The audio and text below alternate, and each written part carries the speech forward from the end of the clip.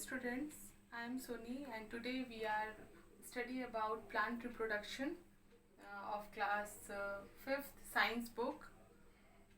आज हम लोग प्लांट रिप्रोडक्शन जो चैप्टर है हमारा उसमें जो टर्म है जर्मिनेशन ये पढ़ेंगे। इसको शुरू करने से पहले पिछला जो वीडियो हम लोगों ने बनाया था उस वीडियो में हम लोग पहले पढ़ चुके हैं parts of seeds. Parts of seeds को एक बार रिकॉल हम लोग कर लेते हैं, समझ लेते हैं फिर से कि पार्ट्स ऑफ सीड्स में हम लोगों ने क्या पढ़ा था।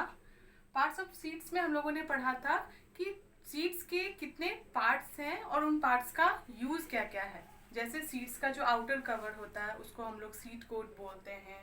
सीड में एक छोटा सा होल होता है जिसको सीड होल बोला जाता है, जिसके थ्रू वाटर सीड के अंदर इंटर करता है और उसके इंटरनल पार्ट्स को वो बहुत सॉफ्ट और स्पंजी बना देता है। तीसरा पार्ट था हमारा कॉटिलेडन, जो कि सीड में जो एम्ब्रियो होता है उसके ग्रोथ में हेल्प करता है तब तक जब तक कि उसमें लीव्स नहीं आ जाते। और चौथा था हमारा बेबी प्लांट और एम्ब्रियो जिसको हम लोग बोलते हैं, जो आगे जर्मिनेट होके अच्छे से एक प्लांट का रूप ले लेता है। तो ये था पार्ट्स ऑफ सीड्स जिसके बारे में हम लोगों ने पिछले क्लासेस में पढ़ा था। आज हम सीड्स के जर्मिनेशन के बारे में पढ़ेंगे कि सीड्स जो है वो जर्मिनेट कैसे करते हैं, उनका जर्मिनेशन कैसे होता है। इसका डेफिनेशन है the process of a seed growing into a plant is called germination. वो प्रक्रिया जिसके थ्रू एक सीड जो है वो बड़े होकर के या डेवलप होकर के एक प्लांट का रूप ले लेता है, इसको हम लोग जर्मिनेशन बोलते हैं। किसी भी सीड को जर्मिनेट करने होने के लिए यानी कि किसी भी सीड से प्लांट को बाहर निकलने के लिए कुछ कंडीशंस होते हैं जिनको वो सीड जब फुलफिल करता है तभी उसमें से प्लांट्स जो हैं वो जर्मिनेट होते हैं या फिर वो सीड जर्मिनेट होता है। वो राइट कंडीशन क्या क्या है? The right condition for a seed growth into a new plant, right amount of air, water and warmth. These are the right conditions for a seed grows into a new plant like air, water and warmth। यानी जब तक seed को किसी seed को हवा, पानी और गर्माहट यानी सनलाइट नहीं मिलेगा अच्छे से तब तक कोई भी सीड सही से जर्मिनेट नहीं करेगा, उसमें से प्लांट्स नहीं निकलेंगे बाहर। इसलिए बहुत ज़रूरी है कि सीड्स को जर्मिनेट होने के लिए या सीड से प्लांट को निकलने के लिए ज़रूरत है किस किस चीज़ों की? एयर, वाटर और वार्मथ। वार्मथ का मतलब क्या? सनलाइट। अब हम इस फिगर के थ्रू समझेंगे कि जर्मिनेशन का जो प्रोसेस होता है सीड का वो कैसे होता है।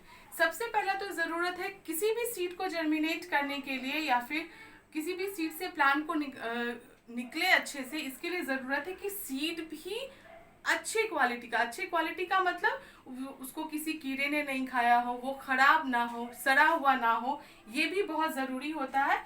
उसके बाद जर्मिनेशन के लिए सबसे पहले हम लोग सीड को क्या करते हैं? सॉइल के अंदर डालते हैं। यानी सॉइल के अंदर डालने के बाद हम लोग उस पर वाटर डालते हैं, जो भी उसको अच्छे से सनलाइट देने की कोशिश करते हैं ताकि वो प्लांट वो सीड जो है वो सही से जर्मिनेट हो सके। तो पहले ही हम लोगों ने जब हम लोग पार्ट्स ऑफ सीड्स हम लोगों ने पढ़ा था तो हम लोगों ने पढ़ा था उसमें कि किसी हर सीड में एक सीड होल होता है जिसके थ्रू पानी जो है वो इंटर करता है किसमें? सीड के अंदर। तो उसी प्रोसेस के थ्रू, उसी पार्ट के थ्रू जब हम सीड को सॉइल के अंदर डालते हैं और उसके ऊपर जब हम लोग पानी डालते हैं तो सीड होल के थ्रू क्या होता है? वाटर हमारे सीड के अंदर चला जाता है, जिसके कारण अंदर का जो पार्ट है यानी जो कॉटिलेडन है और उसके ऊपर का जो कवर है यानी सीड कोट, ये दोनों चीज़ें बहुत ही सॉफ्ट हो जाती हैं ताकि ये जो एम्ब्रियो है ये आसानी से सीड कोट को से बाहर निकल सके। फर्स्ट में ये हुआ। सेकंड जो प्रोसेस होता है सेकेंड पार्ट में फिर क्या होता है? धीरे धीरे सीड कोट को ब्रेकअप करके जो हमारा बेबी प्लांट है, जो एम्ब्रियो है, वो बाहर की तरफ निकलना शुरू हो जाता है। और इसको न्यूट्रिशन कहाँ से मिलता है? तो ये जो कॉटिलेडन है जो इससे अटैच्ड होती है, इससे बेबी प्लांट को क्या मिलता है, न्यूट्रिशन मिलता है और धीरे धीरे ये जो बेबी प्लांट है ये जर्मिनेट होना शुरू हो जाता है।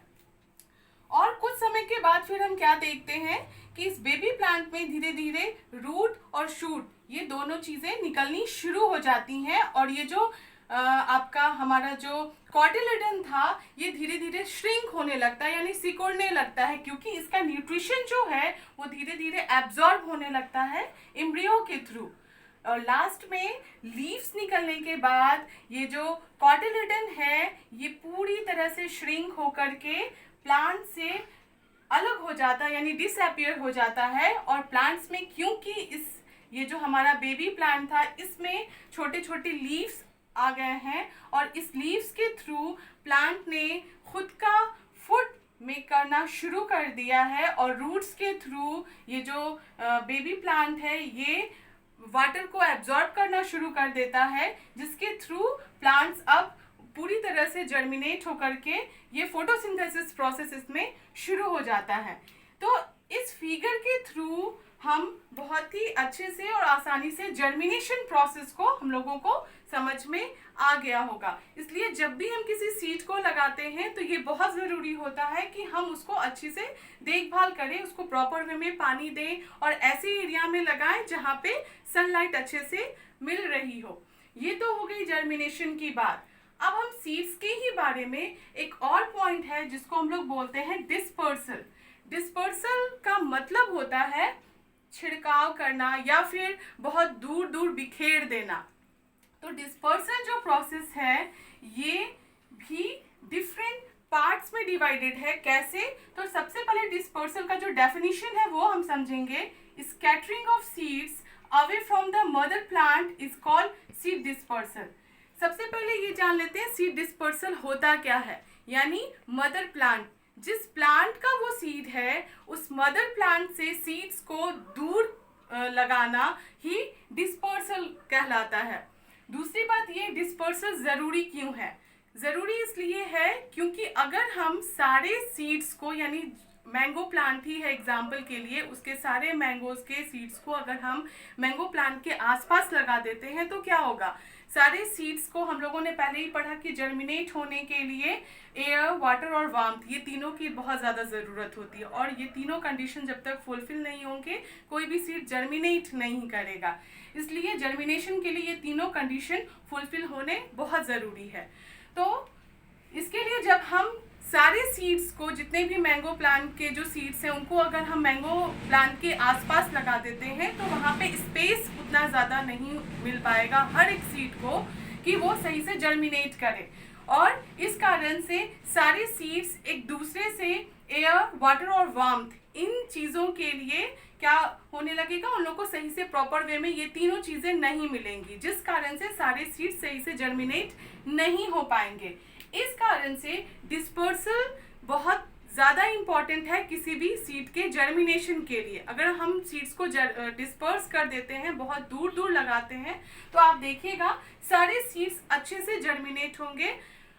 तो आगे बढ़ते हैं हम लोग कि सीड डिस्पर्स कैसे होता है, किन किन चीज़ों के थ्रू या फिर क्या क्या एजेंट्स हैं जिनके थ्रू सीड्स जो है वो डिस्पर्स होते हैं। पहला है बाय विंड, दूसरा है बाय वाटर, तीसरा है बाय एनिमल और चौथा है by explosion. These are the 4 ways by which seeds dispersed from their mother plants. पहला हम लोगों ने क्या पढ़ा? By wind. जब विंड की बात हो रही है इट मीन्स कि वो सीड जो है वो बहुत ही हल्का होगा, तभी वो हवा के थ्रू एक जगह से दूसरी जगह उड़ा के ले जाया जा रहा है।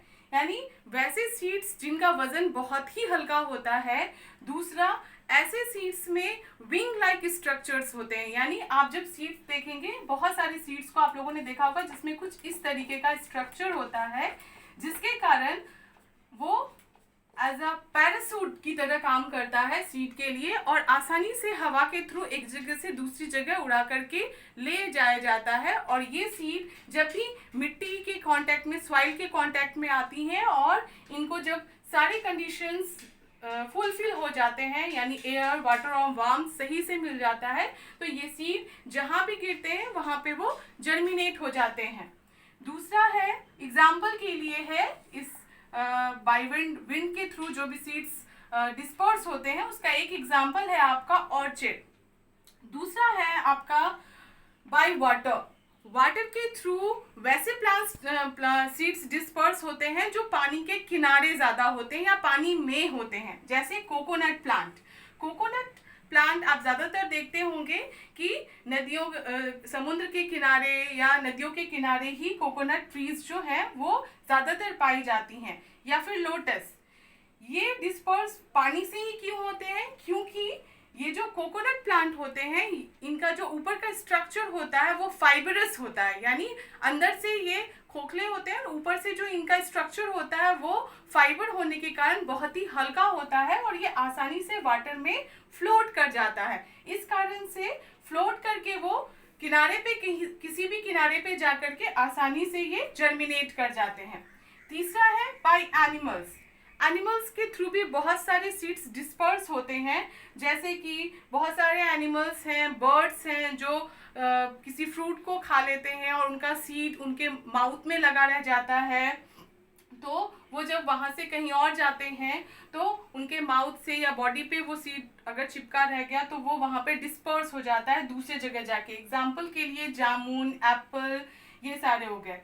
कुछ ऐसे भी सीड्स हैं जो कि एनिमल्स खाते नहीं हैं उनको, बल्कि अगर वो उनके पास से गुजरते हैं तो वो सीड्स का जो स्ट्रक्चर है वो कुछ हुक लाइक स्ट्रक्चर होता है जो कि उनके बॉडी में स्टिक कर जाता है, चिपक जाता है, जिसके कारण जब वो उधर से गुजरते हैं तो वो उनके बॉडी पे चिपक जाता है। जैसे कॉकलबर एक ऐसा सीड है जो एनिमल्स के बॉडी पे चिपकने के कारण जब भी वो उस एरिया से किसी दूसरे एरिया में जाते हैं और वहाँ पे वो अपने बॉडी को किसी प्लांट से या किसी जगह पे अपने बॉडी को रब करते हैं तो वो सीड वहीं पे गिर करके अगर उनको कंडीशन एयर, वाटर और वार्मथ सही से मिले तो वो वहाँ पे जर्मिनेट कर जाते हैं। और लास्ट है आपका बाय एक्सप्लोजन का मतलब क्या हुआ?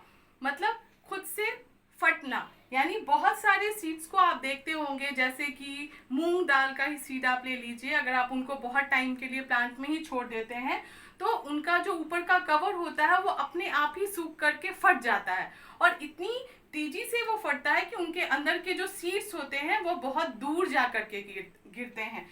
तो ये हो गया बाय एक्सप्लोजन। एग्जाम्पल के लिए पी, लेडी फिंगर, ये कुछ एग्जाम्पल्स हैं जो कि एक्सप्लोजन के थ्रू इनके सीड्स का डिस्पर्सन होता है। चलिए, ये हो गया आपका डिस्पर्सल की बात। हम लोगों ने आज जर्मिनेशन और डिस्पर्सल, सीड्स जर्मिनेशन और डिस्पर्सल पढ़ा। नेक्स्ट क्लास में हम अब पढ़ेंगे relation between plants and animals.